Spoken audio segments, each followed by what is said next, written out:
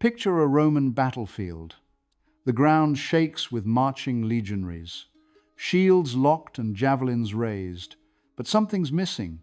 No ranks of archers firing arrows into the sky. Why would the most powerful army in the ancient world avoid one of the oldest and most prevalent weapons in warfare? Did the Romans really not use archers? In truth, the reality is more complex. From the earliest days of the Roman kingdom, through the centuries of the Republic and into the vast empire, the role of the bow in Roman warfare shifted. Sometimes limited, sometimes decisive, and by the late empire, far more prominent than before.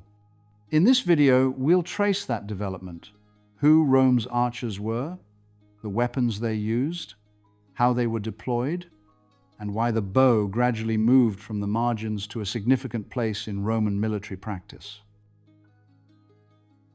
The earliest phases of Roman history, the semi-legendary kingdom period and the early republic, provide scant direct evidence of archers in Roman armies.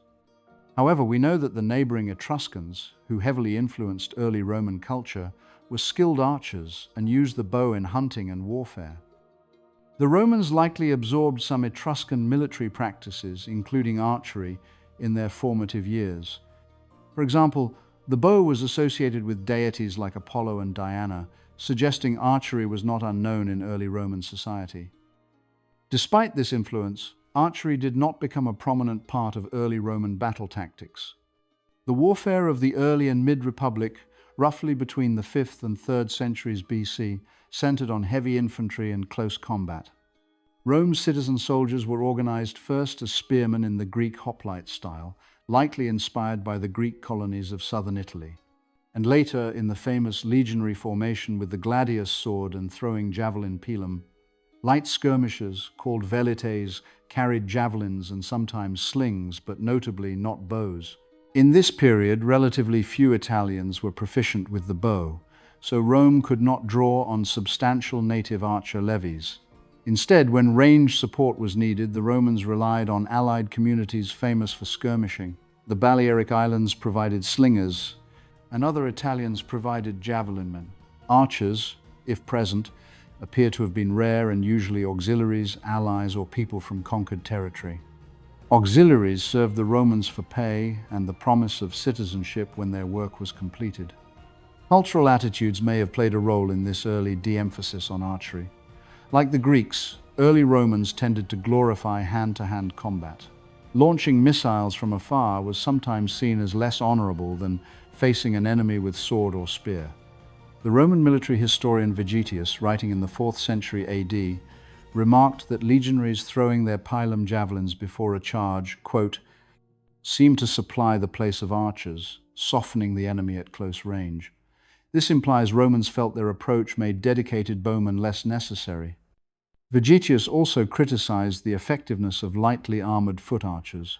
He asked, rhetorically, what can be expected from a foot archer without cuirass or helmet, who cannot hold at once his bow and shield? In short, the early Roman military system and ethos left little room for archers, beyond occasional foreign auxiliaries. As the Republic expanded in the middle to late centuries BC, Romans increasingly encountered enemies who made effective use of archery. In response, Roman armies began incorporating more allied and mercenary archers. During the 2nd century BC, in wars against Hellenistic Greek kingdoms, Roman generals hired specialist bowmen from Crete in particular, and other regions famed for archery. The Cretans were renowned mercenary archers. Armies like Rome's, which lacked abundant native archers, extensively utilized Cretan bowmen. By the time of Gaius Marius's military reforms around 107 BC, Cretan archers were regularly serving alongside Roman legions. Marius's reform abolished the old citizen light troop velites, meaning Rome had to outsource light missile support to non-legionary troops. Mercenary archers from Crete, Numidia, and other regions filled this gap in late Republican armies. One example comes from Julius Caesar's campaigns in the middle of the 1st century BC. Caesar made use of allied archers, particularly Cretans, to augment his primarily infantry forces. He generally employed these archers in a supporting and defensive role. for instance, to screen the flanks of his legions or protect against enemy cavalry charges. Meanwhile, during Caesar's civil war against Pompey, the Pompeian side amassed a large contingent of archers. At the decisive Battle of Pharsalus in 48 BC, Pompey deployed thousands of bowmen, largely recruited from the eastern Mediterranean. These archers showered Caesar's troops with arrows, illustrating that by the late Republic, archers could play a significant battlefield role, even if in this case Caesar still won. Still, it must be emphasized that Roman archery units in the Republic were ad hoc and foreign. There were no legionary archer companies composed of Roman citizens. Archers were almost always auxiliaries or mercenaries under Roman pay. In 53 BC, Marcus Crassus famously invaded Parthia and met disaster at Carrhae, largely due to swarms of Parthian horse archers. The Romans' lack of archers and cavalry in that battle led to one of the most deadly Roman defeats. This wake-up call highlighted Rome's vulnerability to arrow fire. In the aftermath of Carrhae, Roman leaders realized they needed to adapt. From that point forward, the Roman military began incorporating more archers into its ranks. By the end of the Republic, archers had become a fixture of Roman armies, though still mainly as auxiliary units recruited from archery-practiced cultures. With the establishment of the imperial system under Augustus in 27 BC came a more formal organization of auxiliary forces. The auxilia became the standing non-citizen corps supporting the legions, and among these were numerous dedicated archer units called Sagittarii. During the early empire of the 1st and 2nd centuries AD, Roman armies across the provinces had specialist archer regiments of foot and horse. In fact, roughly 2/3 of imperial archers were infantry, and 1/3 were mounted, reflecting the continued importance of both types. Many of these units were originally raised from the eastern provinces where archery traditions were strong. Crete continued to supply some archers, but as the empire grew, Syria, Anatolia, Thrace, and other eastern regions became the primary recruiting grounds for archers. By the middle of the 2nd century, one survey found 32 auxiliary units titled Sagittarii in the Roman army, of which only one was Cretan, while the vast majority were Syrian or from neighboring eastern peoples. This underscores how the typical Roman archer of the imperial era was often a Syrian, Palestinian, or other East Mediterranean specialist serving Rome. Roman legionaries, who were citizens, generally remained heavy infantrymen with swords and pila, not bows. The standard weapon of Roman archers in the imperial era was the composite recurved bow. This bow, made of layered wood, horn, and sinew, was compact yet powerful. Composite bows had originated from the steppe nomads in the east, and the Romans adopted them enthusiastically for their archers. Archaeology confirms that Roman composite bows were manufactured and used even in far-flung provinces like Britannia. Despite Britain's damp climate being less ideal for horn and sinew bows, Romans found ways to maintain them, such as using protective cases to keep them dry. Bone laths from composite bows have been found at many Roman military sites across Europe and the Near East, attesting to their wide use. Roman archers typically wore light to medium armor. Surviving reliefs such as Trajan's column in Rome depict Roman archers in a mix of gear. Some wear scale armor, and helmets are usually conical or pointed, of the Eastern style. Scholars identify the archers shown on Trajan's column, which commemorates the Dacian Wars, as Syrians or other Levantines in Roman service. They are depicted with composite bows and even long-sleeved tunics or trousers, marking them as distinct from the Italian legionaries on the same monument. Roman military writers paid attention to arrow design as well. Different arrowheads were used for different targets. Broad-headed arrows with wide blades caused grievous wounds to unarmored foes. For example, against tribal warriors wearing no armor. On the other hand, narrow bodkin-style arrowheads were issued to penetrate armor when fighting enemies with helmets and mail or scale armor, such as Parthian or Sassanid heavy troops. This tactical flexibility in ammunition shows the Romans understood the technical aspects of archery well. In battle, Imperial Roman archers were used as supporting troops to the legions. A key doctrine was to soften or disorganize the enemy with missile fire before the decisive infantry charge.